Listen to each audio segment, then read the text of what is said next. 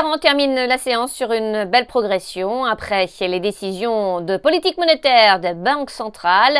Parmi les valeurs qui se sont distinguées ce jeudi, on retrouve Airbus. L'avionneur a été sélectionné par Qantas afin de remplacer sa flotte de Boeing 737 et 717. La compagnie aérienne australienne prévoit d'acquérir dans un premier temps 20 modèles A220 et 20 A321 XLR. La commande devrait être passée d'ici juin 2022. Qantas dispose également d'options d'achat auprès d'Airbus portant sur 94 appareils sur 10 ans.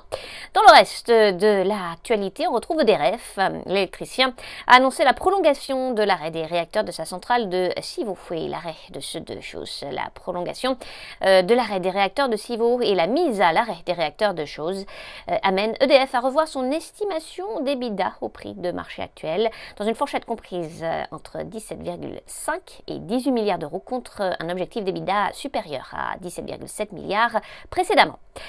Vivendi, selon Reuters, le groupe de médias envisagerait de faire pression pour remanier le conseil d'administration de Telecom Italia afin d'obtenir l'éviction de l'ancien directeur général Luigi Gubitosi. Pour rappel, le premier opérateur télécom d'Italie est détenu à près de 24% par Vivendi. On passe à Valneva, société de biotechnologie développant et commercialisant des vaccins innovants.